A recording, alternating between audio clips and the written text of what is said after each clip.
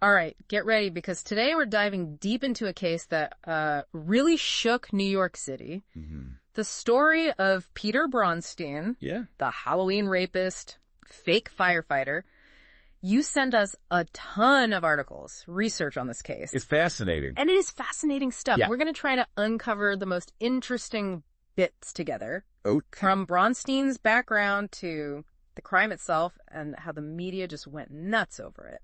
What really gets me about this case, and looking at the source material that you provided, is just how unpredictable it is. Right. Especially when you consider that Braunstein wasn't some shadowy figure, right? He was actually successful. He was intelligent. Yeah, you would never picture him as like a criminal mastermind. Oh. He wrote for big publications, Women's Wear Daily, The Village Voice. Huge. He even had a play about Andy Warhol. Yeah. It's like, this case just throws out the typical criminal stereotype. Sure. You know what I mean? Yeah, and you can't forget his education. Oh, yeah. I mean, a history PhD student, fluent in French. Wow. And an IQ of 185. That's incredible. It makes you wonder, how does someone with that much potential end up going down such a dark path? It really challenges our assumptions about intelligence. Yeah. And whether it leads to morality or mental stability. Yeah, it seems like there was this, like, dark side lurking beneath this seemingly perfect life, you know? Yeah. So, before we get into the actual crime, let's try to paint a picture of who Peter Braunstein was before he became infamous. So the sources paint a picture of contradictions. Right. On one hand, you have success, intelligence, influence. Yeah. But on the other, a troubled personal life. Yeah. Marked by mental health struggles and a history of harassing his ex-girlfriend. Yeah, the articles detail some really unsettling behavior towards his ex. Oh, yeah.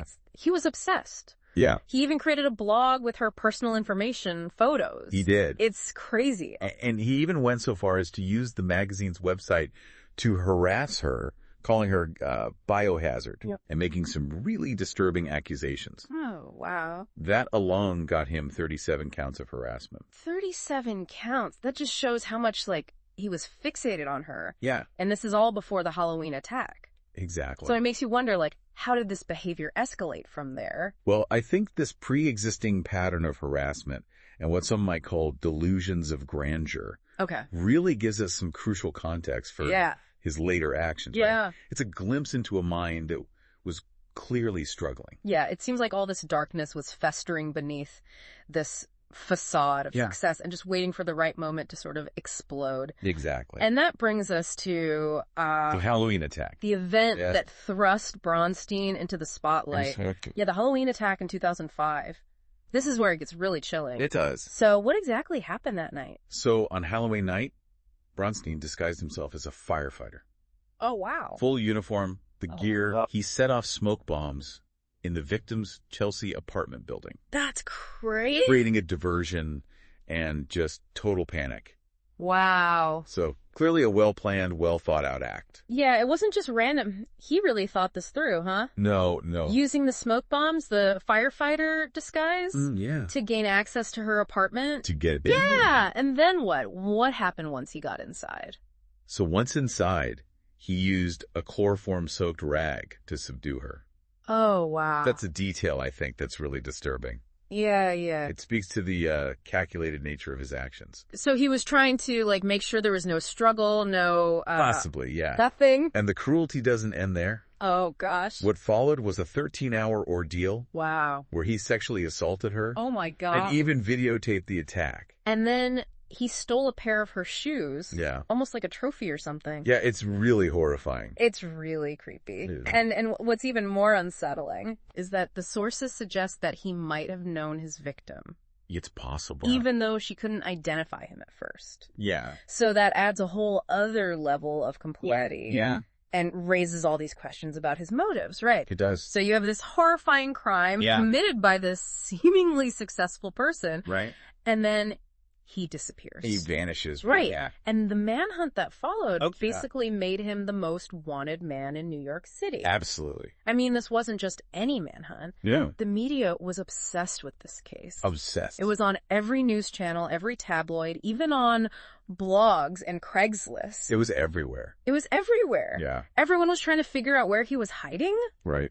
But it's also important to remember, like, the context of New York City at that time. Yeah. Crime was at record lows. Historically low. Yeah, so this case really stood out. It did. You know, it became the spectacle fueled by his background, his evasion of capture. And the media frenzy. Yeah, the media just ate it up. They loved it. Yeah. Yeah. The city held its breath waiting for him to be caught. Yeah. And there was this close call in Brooklyn. Oh, yeah. Tell me about that. So he was spotted at a coffee shop. Okay. Which led to this crazy chase. Oh, wow. And bloodhounds actually tracked his scent to an abandoned building. Really? But he got away. It's like he was a ghost just disappearing right in front of them. Yeah. That must have been so frustrating for law enforcement. Oh, to get that close. And so close. Yeah. But his luck ran out in Memphis, Tennessee. Oh, okay. A college student actually recognized him from all the news coverage and called the police. That's amazing. A college student. Wow. Yeah. Ended this citywide manhunt. Yeah. How did he react when they finally caught him? Well, it was pretty dramatic. Oh, really? As the police were closing in, he yelled, "I am the man the world is looking for." Wow. That's intense. But then he stabbed himself in the neck 13 times.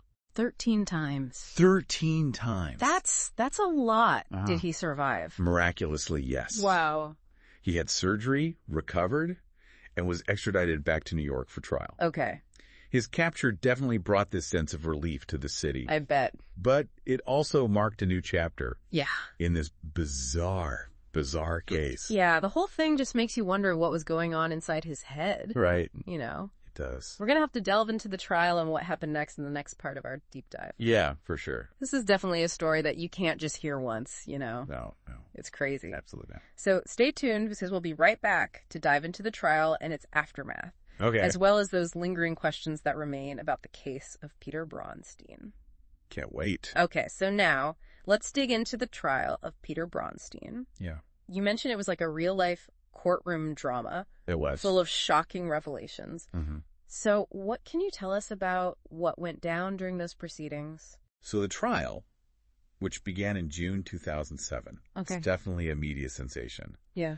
And it was really during those proceedings that the full extent of Braunstein's disturbing worldview came to light. One of the most powerful aspects of the trial must have been the victim's testimony. Yeah. What can you tell us about her experience and how she recounted the events of that night? Her testimony was incredibly powerful and moving. Yeah. She bravely shared her experience, giving the court chilling details about the attack. Wow.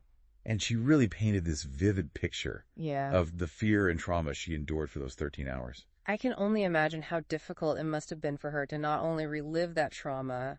Oh, it's unimaginable. But to do so in such a public setting. Yeah, with the eyes of the world on her. Exactly. It really underscores the strength and resilience of survivors. Absolutely. And it wasn't just her testimony that helped the jury understand Braunstein's character. Right. His ex-girlfriend, Jane Larkworthy, also took the stand. Okay. Offering valuable insights into his behavior and mental state leading up to the crime.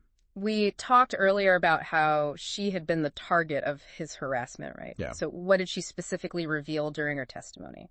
Her testimony was particularly revealing. Yeah. Because she shared that Braunstein had actually acted out elements of the Halloween attack. Really? During their relationship. Wow, that's creepy. It was as if he had been rehearsing, fantasizing about committing this crime. It's like this dark fantasy was taking root in his mind. Yeah. Long before he acted on it. Exactly. And then to make matters worse, right, the prosecution also brought out Braunstein's personal manifesto. Yeah, his manifesto. Which he wrote in the months leading up to the attack. Yeah. What was in there? Like, was it a confession? Well, not so much a confession. Okay. But it was definitely this disturbing window into his twisted worldview. Okay. He wrote about his belief that God had chosen him to punish those who had sinned. Wow, so he really thought he was on some kind of, like, divine mission? Yeah. A very distorted view of morality. Yeah. Which, this is actually something that's not uncommon in cases of, individuals who commit violent acts, yeah, they rationalize their actions through some form of distorted moral framework. So, did his manifesto provide any concrete evidence for the prosecution? It did. Okay. To illustrate how distorted his thinking was, yeah, the jury was allowed to hear an excerpt where he specifically targeted Anna Wintour. Anna Wintour. The editor of Vogue. A fashion icon. Yeah. What did he have against Anna Wintour? He was enraged that she had never spoken to him on the phone. Really? Unlike other, prominent fashion editors. Wow. In his manifesto, he declared that she would be escorted by eunuchs to a place in hell run by large rats. Oh my gosh. It just highlights his tendency to fixate on perceived slights. Yeah. And react with this extreme anger. Yeah, it sounds like his rage was directed at anyone who he felt had wronged him. Yeah. Even in the smallest ways. Even the smallest. That's wild. And his manifesto also contained rants about, Sex and the City creator Darren Star. Oh, wow. And, of course, his ex-girlfriend Jane Larkworthy. So it's just like this collection of paranoid ramblings? Paranoid ramblings and vengeful fantasies. Yeah. So with all of this evidence against him, the victim's testimony, his ex-girlfriend's account, his own disturbing writings, how did his defense team even try to counter the prosecution's case? They went with a pretty interesting but controversial defense strategy. Right. They argued that Braunstein suffered from a brain dysfunction. Oh, okay. That made it difficult for him to distinguish fantasy from reality. Interesting. Yeah. So they were basically arguing that he wasn't of sound mind when he committed the crime. Yeah, they were going for a diminished capacity defense. Yeah. Okay, and what does that actually mean in a legal context? Essentially, they were saying that due to a mental defect, he couldn't form the specific intent required for the crime. Okay. His lawyers brought in a psychologist. Oh, wow. To testify about the possibility of Braunstein having a brain disorder. Okay. That caused delusions. Interesting. Rendering him incapable of forming intent. So they were trying to portray him as mentally unstable. Yeah. And not fully in control of his actions. Right. But given the extensive planning. Yeah. And the calculated nature of the attack. Yeah. It was a difficult defense to sell. Did the jury buy it? They did not. Okay. After less than 4 hours, the jury found Braunstein guilty. Wow. Less than 4 hours. On several charges. So the evidence must have been overwhelming.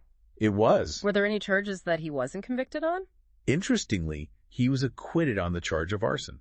Really? They determined that while he set fires in the building, his intent was to create a diversion, not cause damage. Okay. Interesting legal nuance there. Yeah, which is required for an arson charge. So he was found guilty on most charges, but not arson. Right. Because his intent was different in that specific instance. Yeah. So what was the sentence? On June 18th, 2007, Peter Braunstein was sentenced to 18 years to life in prison. Wow. His case really serves as a chilling reminder that even those who appear to have it all can be struggling with inner demons. It's true. Appearances can be deceiving. Absolutely. This case definitely raises a lot of questions. It does. Even after the trial is over. Right. What are some of the big ones that sort of lingered? Well, one of the biggest questions is the true extent of Braunstein's mental illness. Yeah. Was he truly delusional, as his defense argued? Yeah. Or was he a master manipulator? Yeah. Who feigned mental instability right. to lessen his accountability? That's a tough one to answer. It is. Even with all the evidence and expert testimony they got. Yeah. It makes you think about the complexities of mental health. Absolutely. And how it intersects with the criminal justice system. For sure. And then there's the question of motive. Right. What drove him to commit such a horrific crime? Yeah. Was it revenge against his ex-girlfriend? Was it a desire to punish anyone who he perceived as having wronged him? Yeah. Or something else entirely? It's a complex puzzle. It is. And this case reminds us that even after a trial and a verdict, we may never have all the answers. We may never know. Right. And that leads to another question. Yeah. How did he evade capture for so long in a city like New York? It's baffling. With all its surveillance and law enforcement resources. Yeah. Was he that clever? Yeah. Or was it partly luck? It's amazing how he managed to stay hidden for weeks I know. of all that media attention and the massive manhunt going on. Right. It's like he vanished into thin air. Yeah. Only to reappear dramatically in Memphis. The case of Peter Braunstein? Yeah. It's just a twisted tale. It is. Filled with intrigue, deception, and unanswered questions. So many questions. Yeah, it continues to fascinate and horrify even years later. It does. This deep dive has been a whirlwind. It has. I mean, from the initial shock of Braunstein's, double life. Yeah. The horror of the crime itself. Right. The twists and turns of the manhunt and the trial. Yeah. It's a lot. It's a lot to process. It really is. It speaks to the power of true crime to captivate us. Yeah.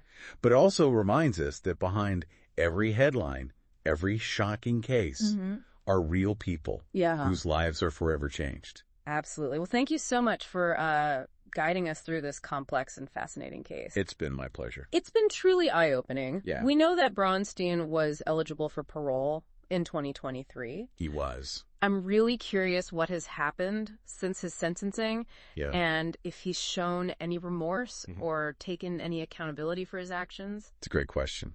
And it's one that we can explore further. Okay. In the last part of our deep dive. Okay, great. So join us as we look at the aftermath of the trial and the lasting impact of this case. Okay. On both the victim and the public's view of crime and justice. So we left off talking about the trial, the outcome, all the, the lingering questions about his motivations and his mental state. Yeah, it's a lot. But you mentioned that Braunstein was actually eligible for parole in 2023. Right. So what's happened since his sentencing? Well, it's interesting to look at the aftermath. Yeah. Both for Braunstein himself and those who were impacted by his actions. Right. As you said, 18 years to life is a long time. It is. But it doesn't guarantee that he'll stay behind bars forever. Right. So that parole eligibility, that adds another layer to this whole story. Absolutely. So is he out? Did he get parole? So according to the sources, he's currently at 5 Points Correctional Facility in New York. Okay. And he did become eligible for parole in 2023. Okay, so what happened? He was denied. Oh, okay. Yeah, in 2023. Okay. The board pointed to his lack of remorse. Yeah. And the severity of his crimes. Right. As reasons for their decision. Yeah, considering what he did, how calculated it was, and just the lasting impact it had on the victim. Yeah. It's hard to imagine how he could convince a parole board that he's, truly rehabilitated. Well, it's a complex issue. Yeah. The purpose of parole is to determine if someone still poses a threat. Yeah. Not to simply extend their punishment. Right. But in a case as heinous and premeditated as this. Yeah.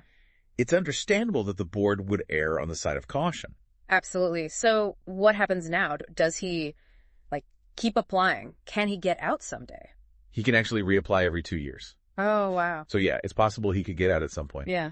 It all depends on, how the parole board views his progress. Right. If they believe he's genuinely changed. So that's, a lot of power. It is. In the hands of this parole board, They're deciding someone's fate. Yeah, they're deciding if he stays in prison. Yeah. Or gets a second chance. It makes you think about the impact of this case, not just on Braunstein himself, but on the victim. Yeah. On New York City as a whole. Absolutely. Even on just, how people view crime and justice. It's a case that still resonates. Yeah, it does. Even after all this time. It really does. It forces us to think about things we may not want to think about. Yeah.